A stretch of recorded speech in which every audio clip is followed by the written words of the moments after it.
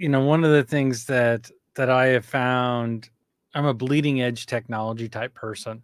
So when something gets announced or something gets released, I'm immediately going to go try it. I'm immediately going to go get it. Even when, if it fails 4 out of 5 times, I'm still going to try the 6th, 7th, 8th, 9th, 10th time just to see if I can get it or see how it works. I think what we're going to see is the writing style of a lot of people start to change.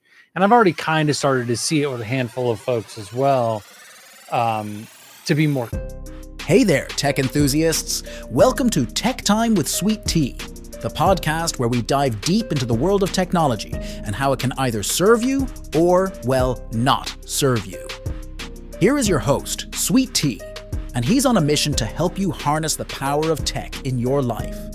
Join him as he chats with people about their tech journeys. From the latest gadgets to digital dilemmas, we'll explore it all. So grab your favorite device, hit that play button, and let's keep it real in the world of tech. Tech Time with Sweet Tea is here to help you stay plugged in and empowered. Let's get started. If anything I learned in my podcast, I'm going to start it right here. If anything, anything I learned in my podcast journey, and in the Toastmaster journey that I would, the D50 after like that second podcast that I told you offline yesterday about, and we had our conversation meeting there, and one thing that I just brought up and discussed in our recap episode to finish our season 1, I said if one might learn what I learned and took away from that season 1 is prepare for anything to go wrong, happen. Because every time we'd walk into the studio, mics would be not mapped correctly, cameras, cables not mapped correctly, and that's another thing, learning mapping, mic mapping, camera mapping. And I just wanted to introduce someone I connected with a little bit ago over podcasting and connected with another community I was listening to. I think, where do we officially connect through? Lewis House or something? Ted Huff, welcome honestly, to the show. Hey, thanks, Tommy, man. Yeah, he's, gosh, I can't even remember exactly what event or what thing or community it was through. I just know that you were part of like one of the first beginning stages of my podcasting journey, and like you said, like anything that can go wrong will go wrong. And it makes me think back to General Eisenhower also is, everybody, having a plan is important, but the plan will change as soon as you get started. I know I didn't use the quote exactly, or we could even go with Mike Tyson. I mean, it's like everybody's got a plan to get punched in the face. There's so many different places that go into that. I guess, long story short, is just saying it's not going to go the way that you think it's going to go, and it's going to take a lot of episodes. I mean, I've recorded probably close to 500 total episodes across everything that I've done, whether it's my first podcast to the one that I'm working on today and the other series that I've got going on. But yeah, man, it definitely falls into that very, very frequently. So I have a question for you though. How many times have you thought you recorded an episode, but then realized when you got about halfway through it or earlier that you didn't hit the record button? That may have happened to me what the total record button, maybe once or twice, maybe in college, and we were like sitting in the studio, like, and that takes you back actually a little bit, going back to the college studio, recording the shows, and we're starting the show that we're recording for a class, and someone came over the loudspeaker in our headsets, because I was the director or producer in the headsets. Are we recording? Oh man, we gotta take it from the top. But there is another thing that actually happens still more frequently even today, and I have this. I actually have this tucked away because I had it to be ready for an event. The A10 Mini Pro that I know you have one too. Mhm. There's a button on there, and a colleague friend who works on our recording setup. He's always like making sure this mic button's on that the audio board goes into, and it takes me back to that happens more frequent. Like I said a minute ago, is make sure you hit we that happened to me once or twice as well. We recorded we getting video but no audio because the soundboard is not being captured on our contest. So that Mhm. even this last year that has happened. I will say that the probably and I probably like my first 3 episodes, because I've always been a video first type podcast, right? Like, I always liked the idea of audio, but, uh, from early stages. I mean, I if on my bookcase back here, I've got Gary V's Crush It from, I think, the day I pre-purchased that copy. And so even from going back then and really focusing in on video has been a really big piece of it for me over the years. I tried audio only for a little bit, um, and it just didn't give me the excitement that video does. But where I was going with that is I've done it so many times. I still have issues today. I recently recorded an episode with a really well known financial technology or fintech executive, and in the middle of it, we're doing it remotely like this, and in the middle of it, my internet modem just dies. And I don't realize that it's dying. I just think that the internet connection is going in and out and going in and out and going in and out.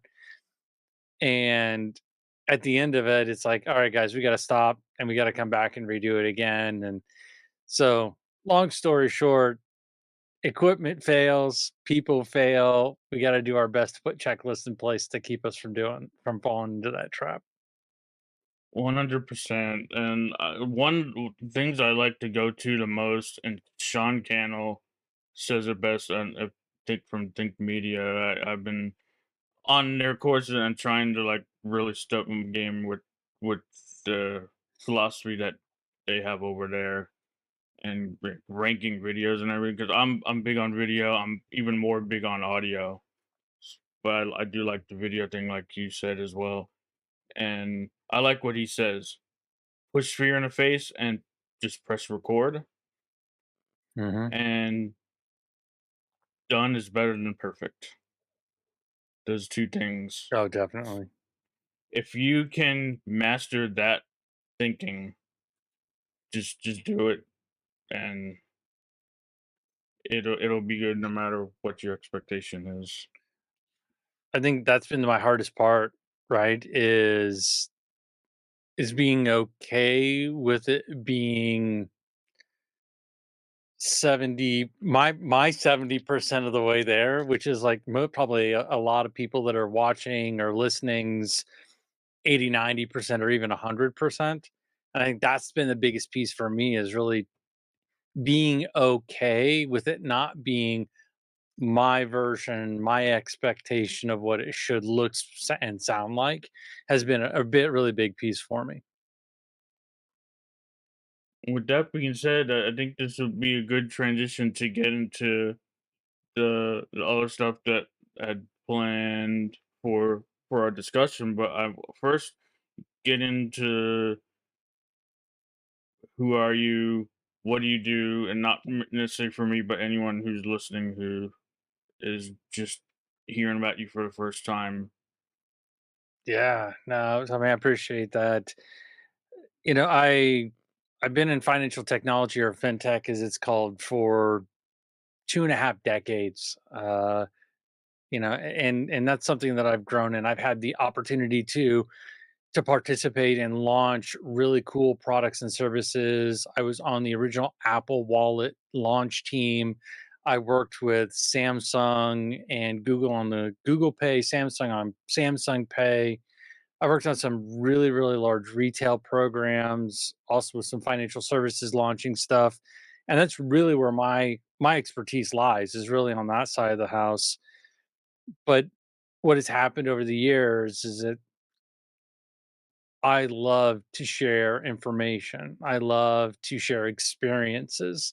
So back, gosh, eight 8 years ago, yeah, 8 years ago, um, I had a good friend of mine just said, "Dude, you should start a podcast. You always come back from all these events with these great stories and these great people, and you should just tell people about it. I mean, I shouldn't be the only one hearing this." And it took me, I blew him off, honestly, for like close to 2 years. Because I was like, it's not that interesting. And one day I was attending Grant Cardone's second 10x Growth Con in Las Vegas, and another gentleman who was a podcaster wanted to interview me. And so we're talking, we're doing an interview, and he says, "So when are you starting yours?"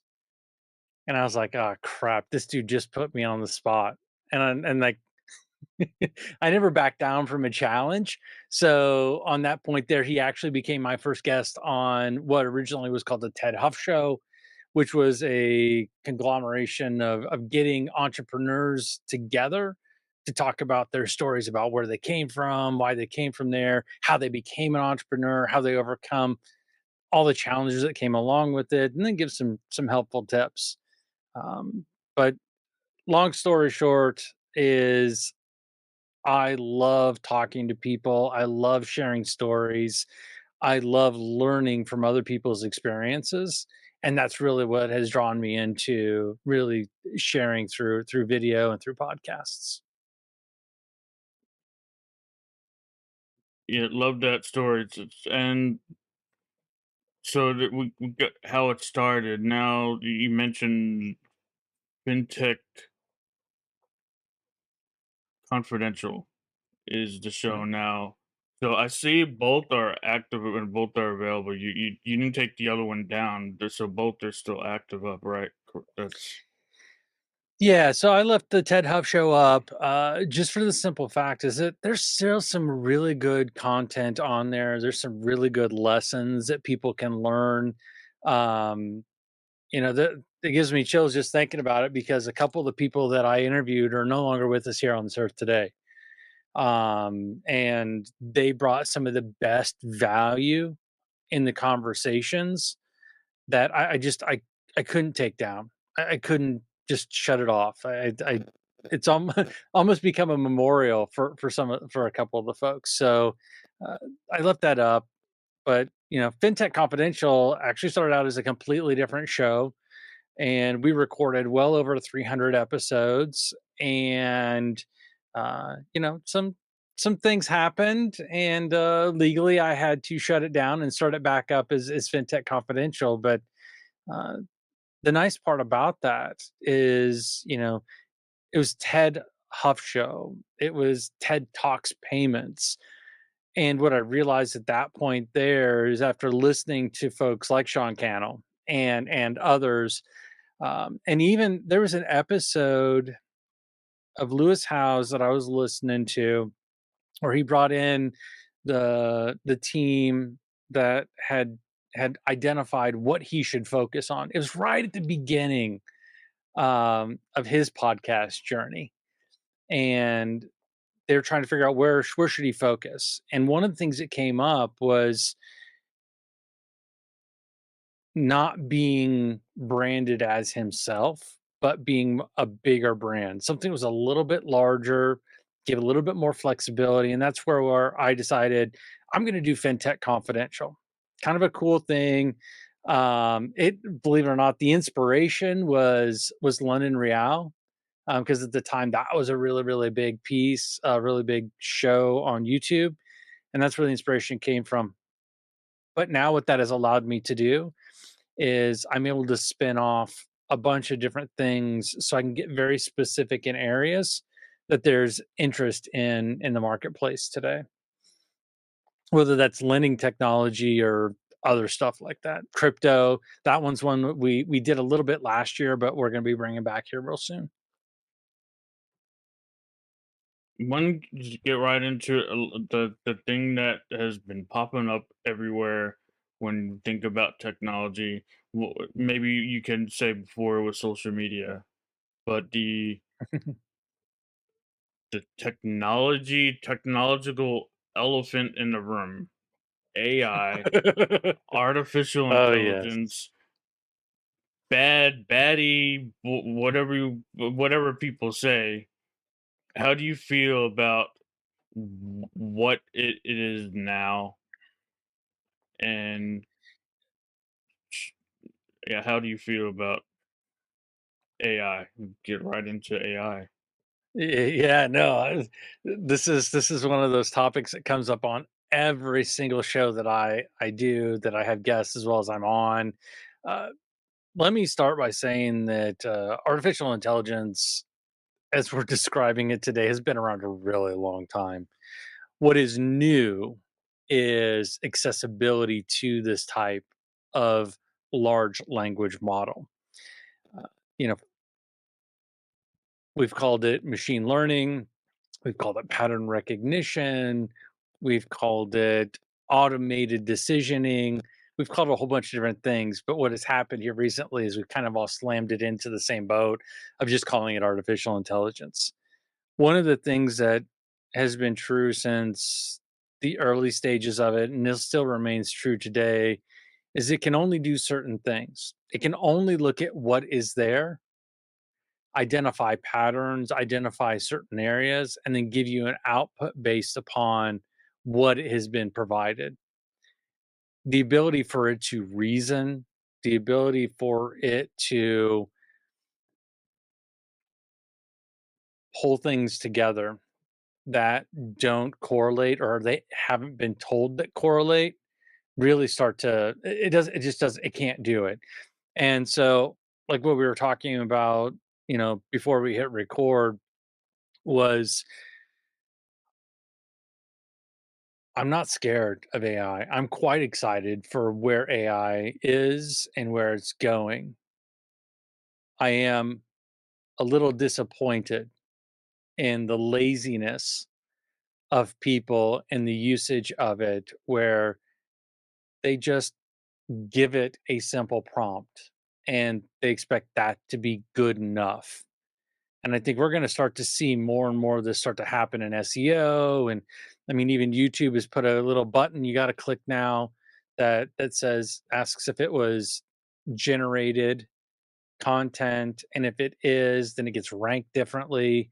I think it's going to get smarter and it's going to learn about that. But where I'm going with this, Tommy's like you and I talked, it should be your starting point. It shouldn't be the end point. It should be your inspiration, not the complete product. And by doing that, it'll give you the ability to think about things a little bit differently. And it's okay to leverage it. Leverage it for research. Just be careful to do your diligence to make sure that it's not hallucinating, because it will do that. And just use it for your benefit to be more efficient and more clear in what you're trying to say. Because there are a lot of times, and I know you probably run up against this too, is you're like, I know what I'm trying to communicate. I just can't figure out how to say it. And for me, that's I think where the AI really can come in. And on my phone here, I've got Audio Pen, which is a tool that I like to use because I can ramble into it, and then it gives me a nice structured outline of my ramblings. Because I could talk in circles for like 30 minutes about the same thing, and it'll basically go, "Hey, Ted, here are the two things that you actually said in those 30 minutes," which is super cool. But then I just saw this morning that there's another tool where you can tell it what you want to get done for the day, and it'll create a to do list for you. I was like, that is super cool. Those are the ways that I see us using large language models to really up our game or level up in what it is that we're focused on. Yeah, I like it. I brought up Gary Vee. I something that I heard he said, have AI be your thinking buddy. Definitely, definitely be a sounding Possibilities, board. thinking sounding board to reflect things back on you and your thinking partner. And I'm curious. People are scared of it to excited. You love AI. Can we help support people get from being scared of it to being excited about what it can do for them? So I think that the biggest piece, and I had an episode that we released in December, I think it was, where we were talking about AI, and I had a couple other folks on talking about it. And the one thing that I took away from that episode is when you don't know what it can't do, you think it can do everything. So what I tell people is figure out what it can't do. What are the things that it cannot do? And really look at that. And then after you figure that out, start to look for how can it help me do these things? And it's going to continue to evolve. It's going to continue to provide more and more value. But when you understand what it's not able to do, you're going to better understand how to leverage it going forward. And of course, it changes. One of the big things that we had a debate on the episode with was regulatory from a governmental perspective of what it can, how you can use it, how you can't use it. Uh,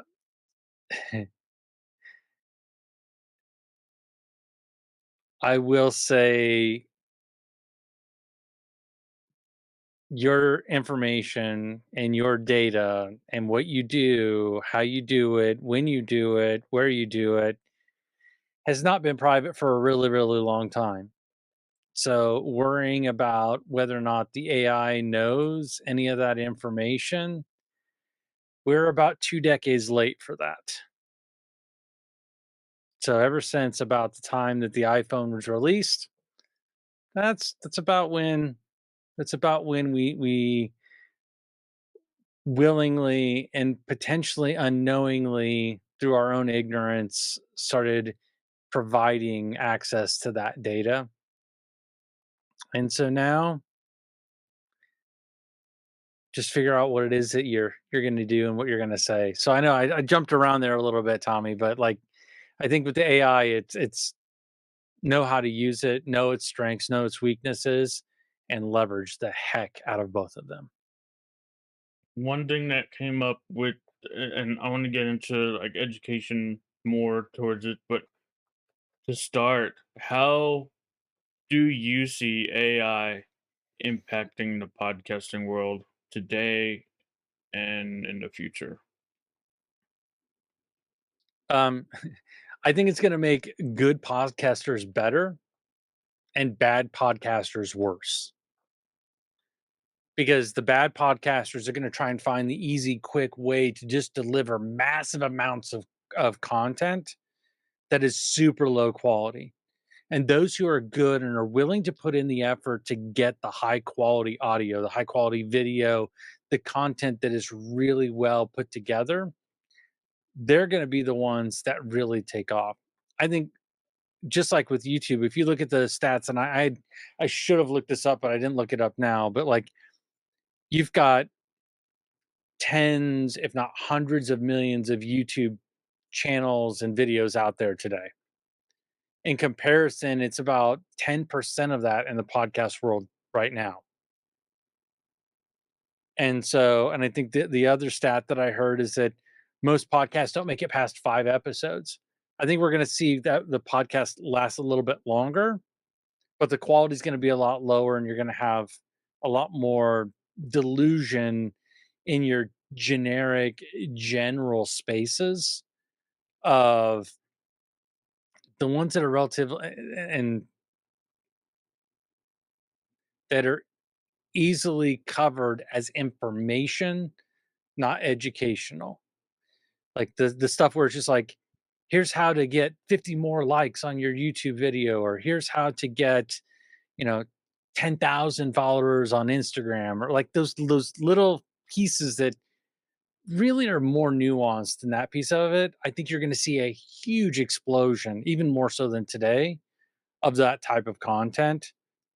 But when it gets into the pieces of educating of what, why, and how, and less more about how, but the what, the why, and the who, and then you'll get to the how piece of it. Because right now all we're hearing is what and why, really not who, and really not how. Yeah, don't get too much into the tyranny of house. Shout out Tony Robbins. Had to throw that in there.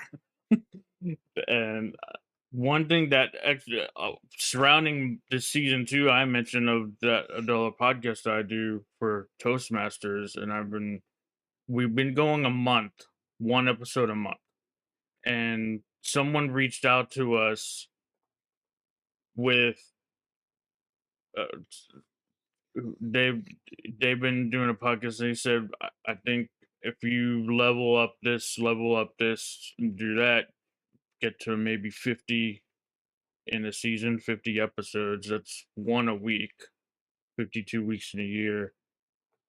And talked about you do all these things, and he talked about mentorship and offering up to the producer, which is me, mentorship. And he we talked about this today at an event we had early in the morning, and he's going to be connected to this person through mentorship, and it's going to teach me a couple of things that maybe I'm not doing, how I can do better on that, Mhm. and maybe even monetize to generate some revenue for our club, district, toast, whatever we do, and monetize a little better and generate some revenue even if we get to past a certain amount of episodes and everything. I think 50 or 60 is the max. What do you say Yep. to that? First on mentorship, and I want to take it to more towards education. Yeah, Find I someone think who's doing what you want to do, and then follow them, mentor them, ask a question. so. I think I was at a podcast event out here in the Phoenix, Arizona area 3 weeks ago. I think it was, or was it last week? It was last weekend actually, and you know, it's really interesting that the guy used to work for Mr. Beast, and now he has his own thing, and he works with a bunch of really successful entrepreneurs that are around the self-development space. And some of the tactics that he was talking about, although he was doing, it was a free event, so just free event, but it was so advanced. And that's sometimes what my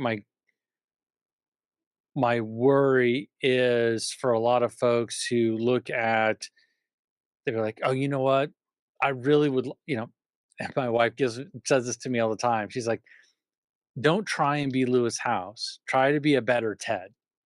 And instead of Mhm. me going to Lewis and sitting down with him saying, Lewis, how do I do exactly what you're doing? How do I get to that level tomorrow? And that's what a lot of people do with mentorship. They look for the person who has already reached the peak of the mountain, that's already been there, that probably forgot 90% of the things that happened or the things they had to get through to get to that point. So, what I'm saying is, when you're looking at mentorship, don't look at someone who's one level above you or one level ahead or one step ahead of you. Look two or three, but sure as hell, don't look 10, 15, 20, because that person is so far down the path from where you're at that, yeah, they can remember and they can reminisce about when they were at that point, but they're not going to be able to relate directly. not going to be able to give you that direct guidance. They'll be able to give you an overarching example of something, but they're so far removed from where you're at that point in your journey. So I think that's the biggest piece that I would talk about when thinking about mentorship is just make sure they're not too far into their too much further into their journey than you are, but make sure that they're not at the same place you are because you can't solve a problem at the same level that it was created. I think, and I've meant, I think on every episode, like the School of Greatness is the inspiration. Lewis House is the inspiration for me getting into podcasts. It was my first podcast I listened to, and I mentioned every time, and you hear what I do at the end is inspired. Maybe a little teaser to the end there. What I what I do, inspiration to what he does. And I've been on, listened to so much. I've been to 3 Summit of Greatnesses in Columbus, Mhm. Ohio now, moving out to Los Angeles. And Yay, West Coast. I can hear when if you were to sit down, have a sit down meeting lunch with Lewis House, and you ask him, "How can I do what you do? How can I do all that what you do and be good at it?" I can just see him saying, "Well, don't strive to be me." Like that would be like I hear Lewis House saying that. Don't strive to be me. And he's been saying this in the last year too. How is this like the future you like go into the future and you look back at you at a younger time when especially when you're looking for your audience is most likely at least a 10-year younger version of yourself, and that's who you Yeah. really have to speak to. And It's funny you bring up that age gap because as I look at I'm a data geek, right? So when I start looking at the data for the episodes and the listeners, um, I would say that the audience that I'm hitting right now is actually probably a 5-year difference on either side. So 5 years older, 5 years younger.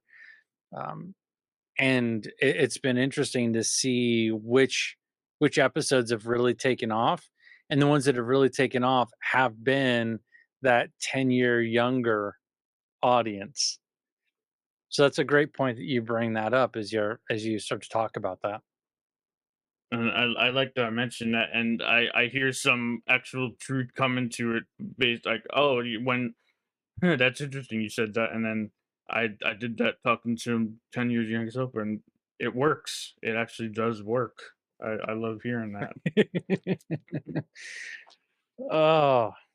When okay, we're going into ChatGPT. So many. That's the biggest one. Mhm. Or so many language models out there. We're going to and we're getting ready to type a prompt, and I do like to get like a nice little email template and edit it. I make it perfect. I don't by no means let that go out, and I like to put my spin on it too and edit and it's by no means perfect, but keep in mind personalizing content using AI. How do you envision this impacting educational value of podcasts? What are the privacy implications to such advancements? um I think Maybe a it's going to two-part greatly question. yeah. So one of the things that I have found, I'm a bleeding edge technology type person. So when something gets announced or something gets released, I'm immediately going to go try it. I'm immediately going to go get it. Even when if it fails 4 out of 5 times, I'm still going to try the sixth, seventh, eighth, ninth, 10th time just to see if I can get it or see how it works. And I think what we're going to see is the writing style. of a lot of people start to change. And I've already kind of started to see it with a handful of folks as well, um, to be more conversational, less formal, less formatted, less of those types of things because of products and services like JellyPod. And I don't know if you're familiar with JellyPod, but what JellyPod is that you sign up for a newsletter with an email address. Then JellyPod, when it gets that email with that newsletter in it, it then takes it, it summarizes it, it lays it out into a very specific format, and then you can listen to it as a podcast. Like someone like myself, I probably sign up for, oh man, I probably have over 100 newsletters that come to me every day. Do I read all of them? No. Do I skim them? Mostly, but there's a lot of repetition. Well, with using something like a jelly pod, it actually does all that for me. And then it only brings up and summarizes all of the key points between all of it. So that daily podcast of daily information of what's going on, I think that's where a lot of the automation is going to come in play. I think that's where the written text will now become more important to deliver audio in a podcast format. But again, like I mentioned, that's information, not education.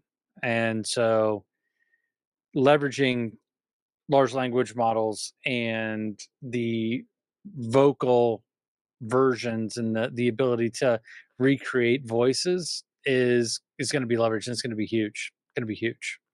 Now, what that does though is to keep in mind is that when you're using large language models to create your content for the most part, or you're using these audio sources, you can no longer copyright the audio. You can no longer copyright the content. It is now public domain. Now, there are people that have trademarked their name, they have copywritten their voice, they have trademarked and copywritten their voice as well as a an avatar of themselves. So there are things that you can do to protect yourself from other people using your likeness, whether it be visual or audio or written. But I think that you have to keep that in mind when you are creating this content that is very possible, very likely that someone else could potentially, in some way, shape, or form, use your likeness in a way that you don't like. And I like, And I didn't say that to scare anybody, but it's the reality of it, right? But also keep yeah, in mind is it's, that most of us aren't going to have to worry about it from any other aspect other than um, fraudsters calling up family members asking for money or calling you as if it's a loved one of yours or calling in. And I've actually seen this happen. I have a bunch of people in the fraud area that are personal friends, and the ability to social engineer a process using the voice replication is somewhat scarily, if they know enough, scarily easy. Like there was within a matter of, I think it was about 15 minutes, they were able to lock somebody out of their wireless account, their wireless account by pretending to be them. yeah, you hear the stories that's going across like the Facebook shares. The one particular where there'll be someone call you get a call from someone, which I don't I do the silencing unless you're contacting my phone. That's beside the point. But like you answer the call and they ask, can you hear me? And the story they say is that, and I believe this to be true, that they can totally don't just say the one word answer. Say I can hear you, because what they'll have to turn around, they'll use that one word yes to replay and sign you up for something, and then they'll actually be again, and it's a way to scam you. Yeah, there's all sorts. I mean, if you even look at, and I hate to go down this like dark Yeah, tunnel, right? Uh, but but there's ways to if you protect post your, yourself is where I want to get at yeah, too, like you yeah, mentioned yeah, a yeah, minute yeah, ago. yeah. So from a name and likeness side of the house, you can definitely protect yourself. Trademarking, copywriting, all that other fun stuff. It's not cheap. It's expensive. But unless you plan on making that your life's work and your living, probably doesn't make a whole lot of sense. Um, but when you start to look at from all the other fraud areas, really it's protect yourself by not using things that are easily identifiable. And I know this kind of goes back and oh, I was trying to think. Was I on a call? I don't know. I was talking to somebody just the other day, and they're like, "My password is 12345," and it took me back to the movie Spaceballs because that was his luggage password. But that's an example of using your birthday or a spouse or a child's birthday as a PIN number, or using someone's name as a password, something that is can be directly tied to any sort of information or relationship that you have within your social circle, that if I were to look it up using any sort of the social graphs, if I was able to find it, then you probably shouldn't be using it as your PIN number, your safe word. Like, and I think about financial institutions, right? So when you call your bank, they're going to ask you for your name, they're going to ask you for an address, they're going to ask you for your PIN, they'll ask you for your access word. They may ask you for a social security number. Um, they may even say, "What car did you own in 2020?" 2020. What did you own in what car did you own in 2020? Like they have to get to that level of detail um, Mhm. to really protect people, and it's sad, it's true, but fraudsters are always one step ahead of us. So just do your best to protect yourself and make it as hard for them as humanly possible. It is absolutely something we would think about, and it's good to bring up and discuss it. And think I would like to switch gears to something a little more fun. On the pre-call, you brought it up. I didn't mean to take us down that dark tunnel, man. I my fault. I brought up but I it's good, and but I want to switch to something a little more fun. On the pre-call, we mentioned yesterday that something that now I'm feeling. Oh, why have I been doing this all along now? Your Let's just get right into this question that sparked this up. Can you share an example of how you used AI in your podcast to improve listener experience Oh, with the idea of man, I use it reputation so online? much. Yeah, I use it so much. The one thing particular I think is on the pre-call itself. You mentioned one Yeah. thing, and I think I want to start doing that too. There's other ways you can do stuff too, like Zoom has AI. You can do, but that was like I have a funny story on that using Zoom AI. It wasn't perfect, but what So you do in how necessarily in your pre-call. You mentioned it yesterday on our pre-call with the idea of recording. You record all your pre-calls even. Oh, yeah, yeah. So I record everything. Um, I record everything, and especially, like, when I'm preparing to I do pre-calls for all of my guests, um, that are part of my primary series, and I'll sit down and have a conversation with them, really walk through, help them understand everything that's going on.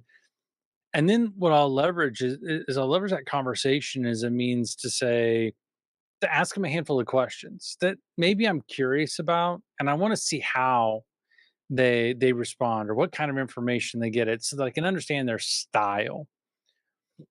But by recording that, now I have the transcript. I can leverage that transcript to say how because I've already got my questions for the episode, right? So once I've got all that, then I'll ask AI. I'm like, how can I best ask this question based upon the transcript or audio file from fill in the blank? And then I'll give it that data. And a lot of times, what it'll do is it'll come back and it'll say, ask it this way.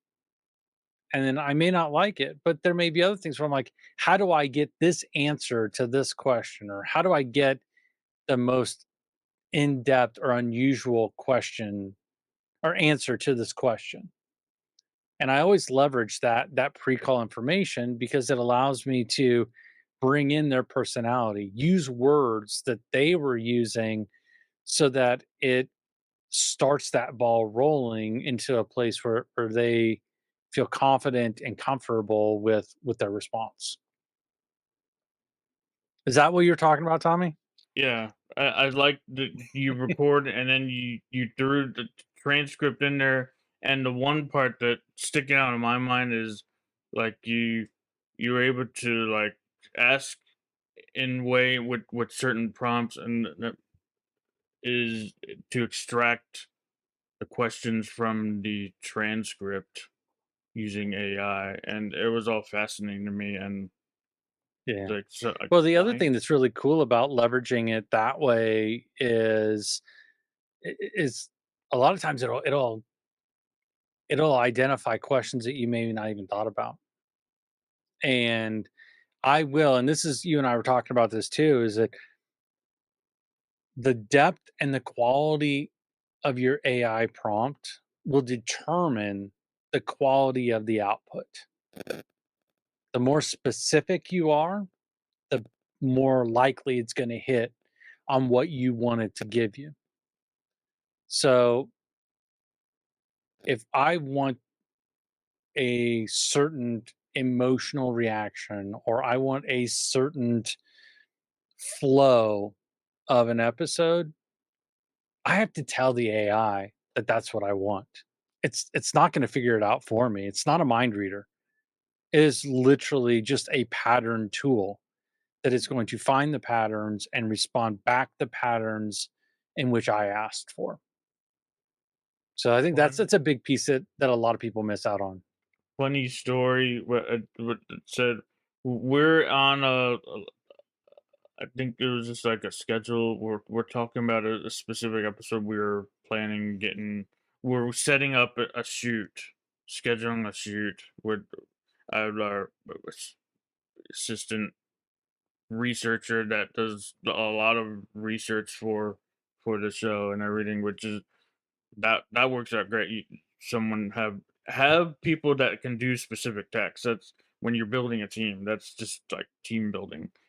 Tip on team building. And we're in this call, and we were in Zoom. I turned on the AI function and using it. I'm going back and reading it, and it made me laugh because and it's making you realize you said we're not clear on certain things when we talk about things. We leave details out when with Mhm. like unintentional. A lot of times we leave details out.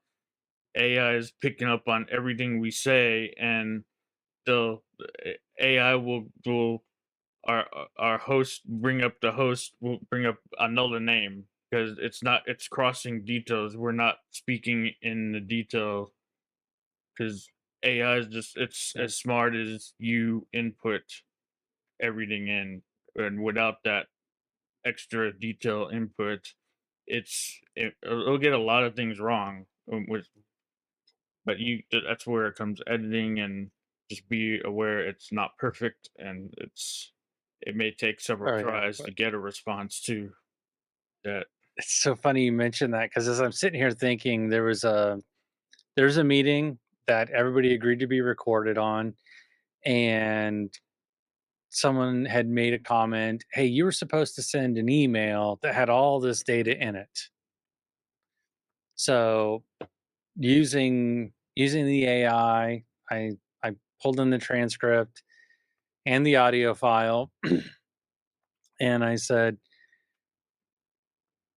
"Please find the point in the conversation that an individual asked another individual to deliver an email with this type of a subject."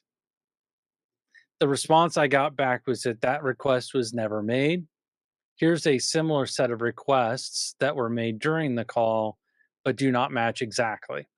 So I get it and I see all of that stuff and I start to go back. I go back to the transcript. I'm like, it had to have missed something. Like it had to have missed it. And then I look into it. Lo and behold, they hadn't missed it, but the way that that person described what they said they did versus what actually was done were two totally different things.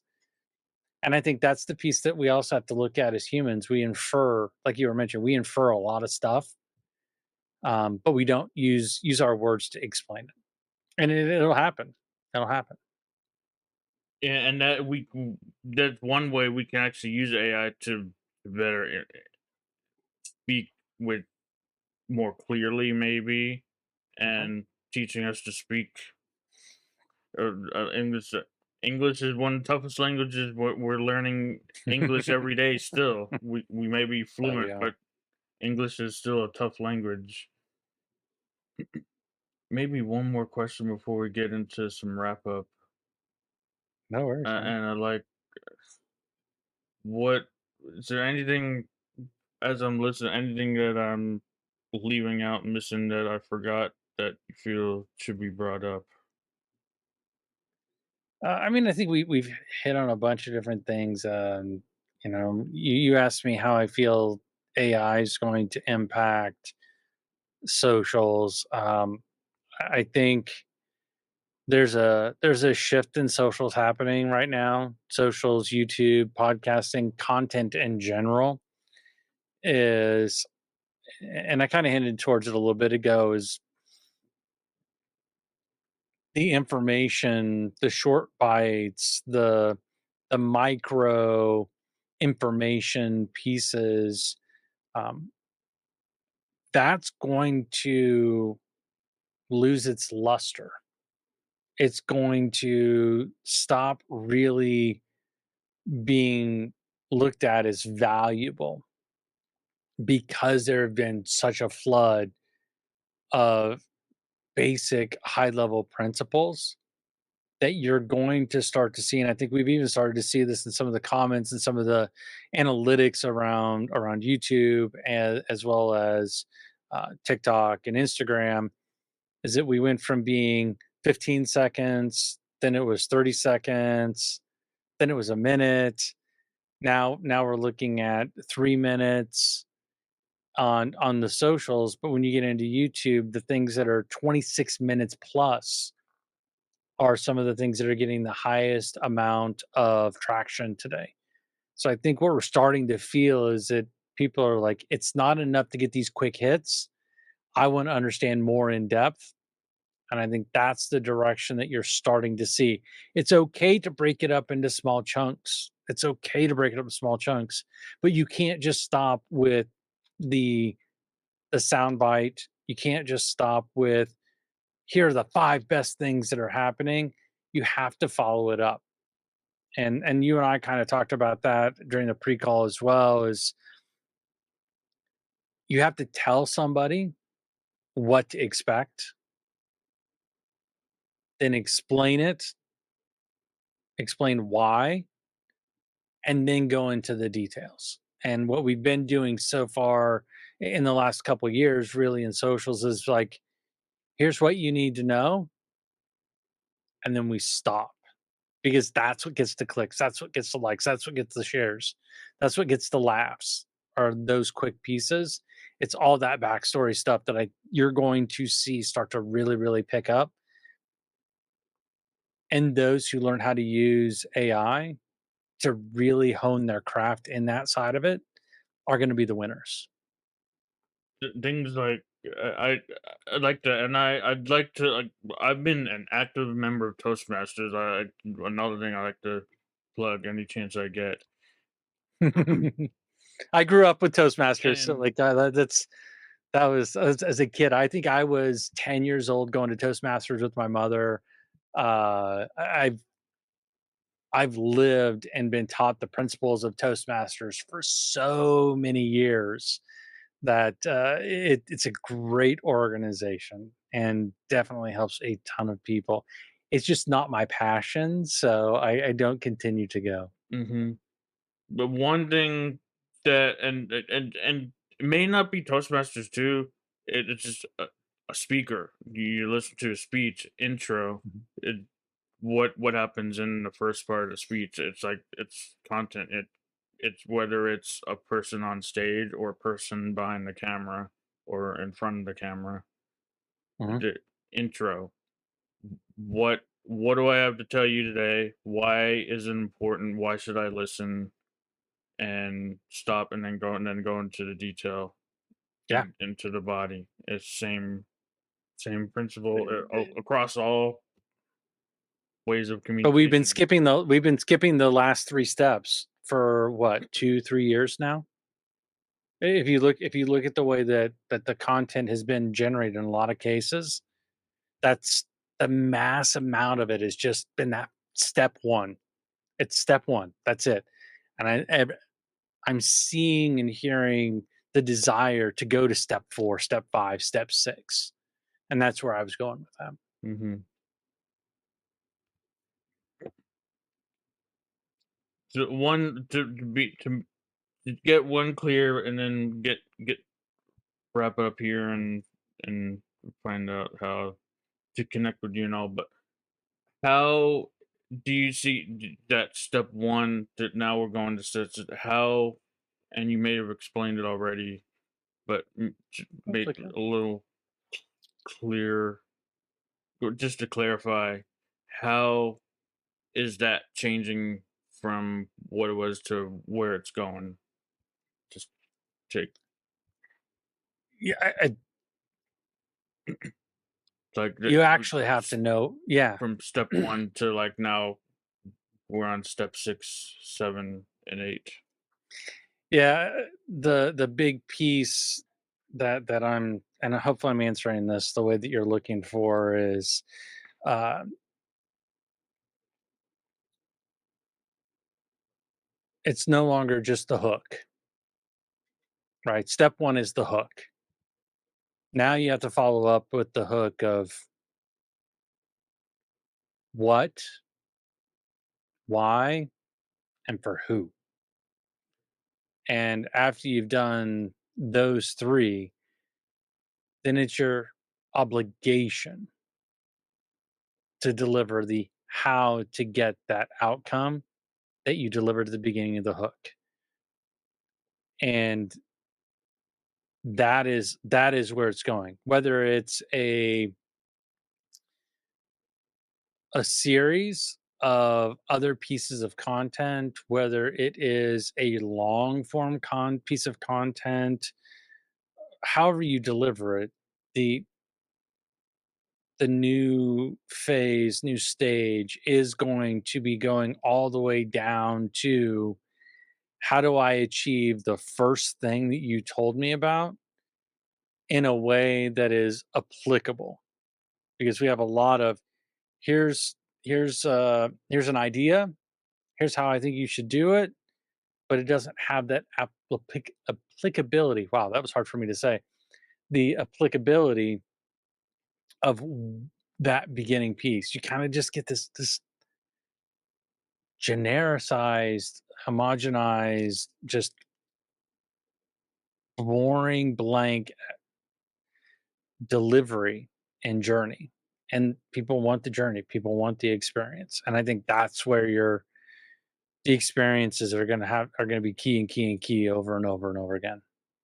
So what I'm hearing you say is how you have to open with not just what it is and hook them, and who it's more detail. It's added more detail. Do you think it's or Mhm. is it in the same amount of time as I think 9 seconds, or it just does that like keep going as long as you Yeah. I mean, engage in it?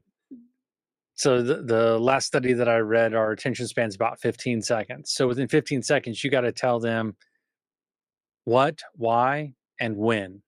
Hmm. And I think that's when you're doing the hook, when you're doing that initial 15 seconds, you've got to tell them when they're going to get the outcome. Like when are they going to get that information? Because if they if they feel like they're not going to get it at all, or maybe not get it now, or maybe sometime in the future without any clear definition, that is something that will turn off people really really fast too. Now, maybe I'm speaking it mostly from my ADD mindset, because that tends to be how I look at the world is from that perspective. But if you can get somebody to hyper focus on it after you've hooked them, that's that should be your goal. That really should be your goal, is to hook them so they become hyper focused on getting to that final part of the journey. A goal, maybe to have someone that want to turn your episode on the YouTube app on the stream box or something, and sit Yeah. down on the couch, because they what I hear from others in the area, that they tend to like sit through the whole thing when it's not just on their phone. If they're on their phone, you can just easily scroll to the next thing, or click on the next, tap on the next Well, object, click away. so the way that and I guess I take a lot of the thoughts from the way that I behave as well. Because for me, if in the first 30 seconds to a minute, if I'm on my phone in the first 30 seconds to a minute, I feel like I'm going to get value out of it. I'm going to save it to watch later. And then when I get down to the couch or I get into where next to the TV, I'm going to pull it back up. I'm going to go to my watch later and I'm going to find it. And I'm going to watch the rest of it. I'm going to watch all the details. But if I in that first minute or so don't feel like you're going to provide me any sort of information or value, then I just kind of I scroll to the next. I think that's the pieces. You're going to get discovery at the phone in a lot of cases, and the follow through happens on the larger screens. I mean, I remember I was designing mobile apps years ago, and the hardest part for us was to start on a desktop that has all this screen real estate and all the different cool things you can do, and then distill it down to what is it that we want to deliver on the mobile experience, because we can't give everything on the mobile experience. It just doesn't work. And so that was one of the chances that I learned how to just keep cutting, just keep cutting, keep cutting it, keep cutting it, keep cutting it. And as I'm hitting my microphone here, but just keep chopping it down until you're down to that most important thing to be done, that most important thing you want them to do, the thing that you want them to learn. So you have to really, I guess that's kind of where I'm going. Is like get down to what it is and then provide them the confidence that you're actually going to be deliver on it. And then when they do actually follow up, actually deliver on it. Because if you don't deliver it on it, then they're never coming back. A good point. On Get about the save features that you can save and or watch later. My habit for me personally, what I like to go into followers list, subscription lists, and see the latest what people are gonna and seeing the latest stuff and just and I follow. Sometimes I'll go onto the they call it now the for you pages now. But I like to go into actual following and updates on just who I'm following, and you'll see also the latest stuff what they're doing. Click on and find something I like from them. But watch later, But when you're save. doing That's a good point well, too. as you're doing that though, you're training the algorithm to the things that are important to you, right? Hmm. And it's very, very, very important to really. I'm going to say this because I found this out very interesting as I was sitting down with someone um, as we were talking about it. That going through and cleaning up your watch history in YouTube will actually help you see more of what you want to see. So if you delete stuff out of your watch history, you'll see less of it. If you want to see more of it, you leave it in. It's kind of interesting, by the way. So they use I know they use a bunch of things, watch history, and not able to think of everything, but I know it's Watch what's history, this. length of time, frequency. Did you fast forward it? Oh yeah, Did you how long you pause spend it? on content. Yeah. Yeah.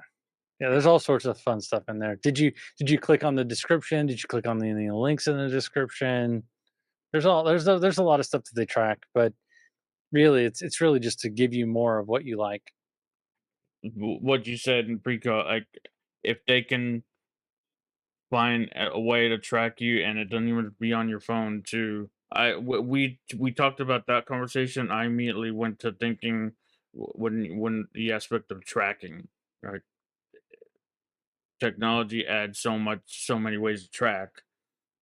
But even if you walk in the Mhm. store without your phone, I worked in the Kroger grocery store, and they installed customer monitoring system to know Mhm. when someone walks in, how long they spend in the store, how many customers are in the store, how they know how many registers need to be open, and whatnot. So there's ways and technology adds to go down that, not to really go down that tracking rabbit hole, but it's Yeah, AI. yeah, I think kind of where you're going, and I mean, it's kind of what I mentioned, the privacy piece of it. I mean, you've got to know that that's going on, um, but at the same time, is it the goal of all of that for the most part is to deliver a tailored and customized experience to you, so that when you need something, it's there.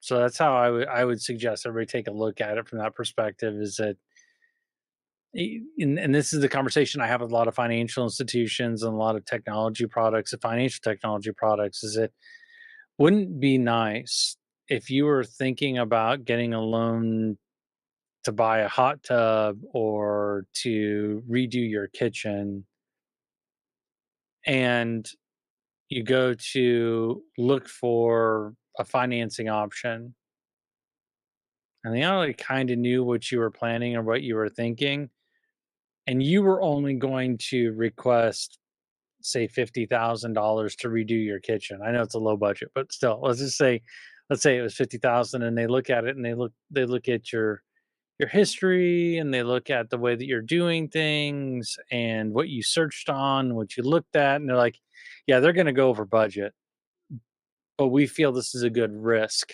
for us. So we're going to go ahead and give them a line of credit for $150,000.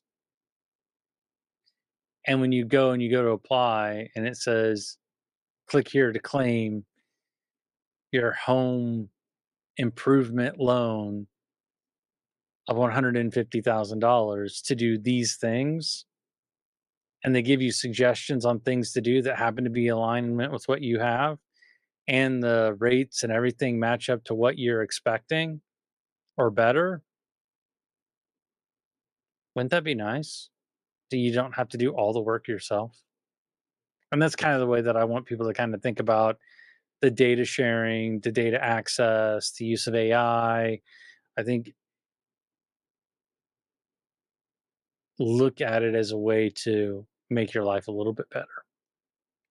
Bring in some ideas that you're already looking for anyway, closer to you to help him come to you a little quicker.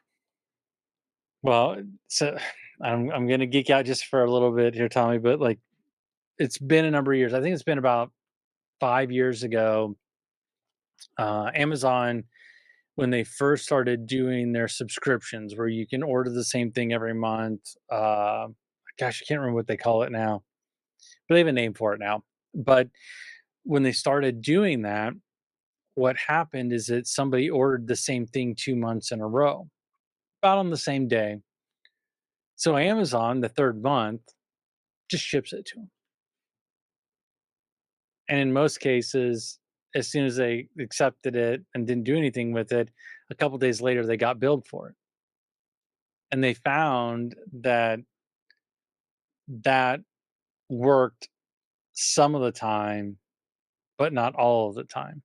So now their model is, hey, we've seen you've bought this thing multiple months, and they send you an email, it shows up when you log into Amazon, and now you can just turn on a subscription.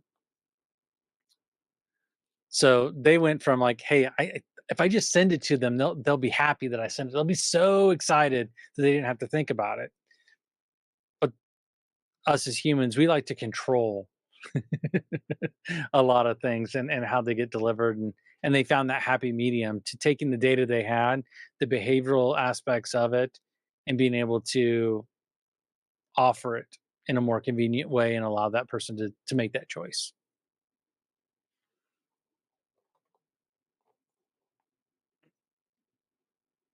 I'm getting into like how where do you like to hang out on social, like as anyone to connect with you? um Where's your favorite on social oh to so communicate out? Yeah, so this yeah, the socials, I'm on all of them. Ted Huff, 2 Ds, 2 Fs. You can find me. I'm in all the different places. I think the place I'm most active, obviously, is going to be LinkedIn because I do a lot of business on there. But the second most active, believe it or not, is Instagram. I do a lot of work, mostly under my Fintech Confidential brand these days. So if you look up Ted Huff, TEDDHUFF, at any of the socials, you'll be able to find and get a hold of me that way. And if you're looking for more about the podcast and everything, where I'm most active is around that one, which is Fintech Confidential. And you can find it on almost all the socials. The only one that's different is X. They wouldn't let me have that full length. So it's FT Confidential. It's like the only one. They wouldn't let me have the full word. So it's really easy to get there. I respond relatively quickly, and happy to chat on a number of different things, whether it's podcasting, financial technology, health, spirituality, personal growth. Like I'm all in on all of it, man. So I'm happy to chat with anybody about any of those fun All things. in on podcasting, and like what we were discussing in the pre-call, that it's good. It's a good conversation when you know, like from you have the pre-call and you know how maybe a way you want to go. I think it end up a little differently from that, even then, like Mhm. where I Oh want to yeah. like take it to, like as we were doing this recorded call. But like Yeah. when like you can find that a conversation just connects, or like I forget exactly what was brought up yesterday when we said that, but it's great, and I know we both share that same knowledge, insight, thought about technology. That I before I could talk, I told this story on a solo episode one time that I'd go back and you you can listen on a previous one of the previous episodes. Before I could talk, I was helping people with technology.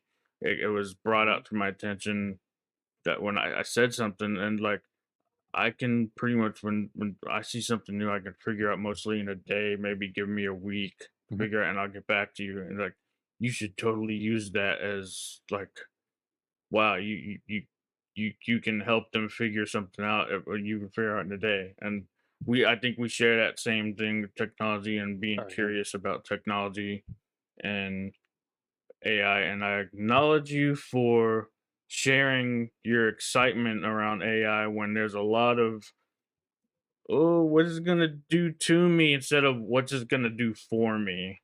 I For me. acknowledge you for the like how it's gonna do stuff for me, and I acknowledge you for that Thank you. thinking thought No. train of thought. I appreciate you having me on, man. It's always fun to talk about these things. Most of the time I'm talking about like how to move money and regulatory stuff. So being able to talk about like all the behind the scenes and all the post work and pre-work that goes into creating, encapsulating and engaging content is a lot of fun for me. And you mentioned it. I'm one of those people, and this is something I've had to learn too, as a leader. Is I learn extremely quickly, just like you're talking about. Like, I I don't need instruction books. I Mhm. may need like an overview, like here's where you find these sorts of things. But once that's happened, I'm good. I'm good. And I may as a may need leader, the YouTube thing, like is actually kind of helpful to me. I don't know if it's helpful for you too, but the manual's not so it much, like has you said. been. Yeah, yeah. I mean, YouTube's been helpful to help me figure out where to find stuff. And I think that's kind of where I was talking about earlier is is helping to be able to find it so then I could figure out how it works. And I mean, a perfect example is on my ATEM Mini that I've got sitting here. Uh, there's a because I'm using the Shure SM7B microphone, I'm using a cloud lifter, I'm using a Zoom pod track that goes into the ATEM Mini that comes off of my 4K camera that's right here that's connected in. Like you've got all these different pieces and parts, right? I was trying to figure out why there was an audio delay. There's a delay between the video and the audio. Couldn't figure out. I hop into the ATEM software and I just started clicking on stuff. I just started clicking on stuff, and then I found the sound delay. I'm like, "Oh, I can delay the sound. Fantastic." And so I started playing with it, and I finally figured out how to get it to work just the way that I wanted it to. So, but that natural curiosity, as you talked about, I think we both have that, and I express that if you don't have curiosity about the things you're doing the wrong things. Yeah, 100% my thought exactly too. Love that. Something else before I wrap up 3 questions. Bonus questions. You ever School of Greatness, 3 truths kind of may remind you of that, but Oh. when it comes to our constant companions or computer or You mean these things here? these our friends, our little pocket friends. Smartphones, smart devices, what are 3 undeniable truths you've observed about the impact they have on our lives? Oh, break it down to 3. Okay. 1 undeniable truth is that it isolates us from each other. The second undeniable truth is it brings us all together. And the third undeniable truth is it changes how we communicate with each other. I love that. It does isolates us, then it brings us together in some weird way. I love that. The next, get into lessons. Three crucial lessons we should learn, maybe about handling these powerful tools we discussed Mhm. in this episode today. Tools responsibly and mindfully. Three lessons. Ooh. Oh, you're This is the Lewis House I coming will out say in that me. it's all right. It's all right. So, like, I will say that the data, the devices, and the access to the information is definitely one of my weaknesses. It is a huge weakness for me because I'm always wanting to learn. I'm always curious about something, somewhere, some way. And I think we have to be mindful of how much we depend on them. I think we have to be mindful of how often we use them. And more importantly, and most importantly, and this is something that I continue to work on, is to be present with those who are around us, even though that addiction to learning more, seeing more, and getting that wonderful dopamine hit is so compelling that we use our human abilities to step away and focus on those who are in front of us. I, what I'm hearing, heard I think two in there. Be curious, be more human, be human, and was there a third one? Did I did I miss Be that? present. Just Be be present. present. Be curious, human, be present. Love that. And final question for you: what is your definition of innovation? Oh my gosh, dude. This is a call that I had a podcast last year after going to his huge conference, and the guys came back to like there was no innovation. There was no innovation. Like the guys that I had on the show with me, it was during one of our series called Uncut, where it's raw and unfiltered. Like I don't cut anything out. There's no editing. The only editing is that I insert my sponsors into the episode, and I throw an intro and an outro. That's it. That's the only editing that happens.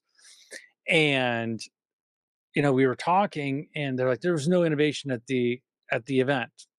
Like, well, I disagree because to me, innovation is a progression. It's the next step. It is, and I can't remember who termed this who coined this term, and who we probably could coin it to a whole bunch of people, but if it is 1% better than what it was the last time that I saw it or last time that somebody used it, to me that's innovation. Because you have to look at things differently. You have to build on it. Innovation is a mindset. It is a perspective. It is the willingness to be curious. It is the willingness to move beyond where something is at today. It's willing to solve the same problem in a different way. It doesn't matter how big or small the change is. It's about the idea of making it that much better, making it that much different, solving the problem that much better. It could be something really small. It could be something enormous, but just making it better, just that one bit better is what to me innovation is. Goal is to be better than you were yesterday. Yeah. That's an easy way to say it. Love it. That's what I heard. Yeah, that's love it. Thank you. We hope you enjoyed this episode as much as we did. It's always a blast exploring the tech universe with you. But alas, it's time to wrap things up. If you've got burning tech questions or just want to say hello, remember you can reach out to us on our website, social media, or drop us an email. We love hearing from you. And if you found this episode as electrifying as we did, please take a moment to subscribe, rate, and leave a review. Your feedback helps us keep the tech goodness flowing. Don't forget to share Tech Time with Sweet Tea with your fellow techies. The more, the merrier, right? As we sign off today, always remember that tech is a tool and it's here to serve you. So use it wisely, explore fearlessly, and keep it real in your tech adventures. Stay curious, stay connected, and keep rocking the digital world. Catch you on the next episode of Tech Time with Sweet Tea.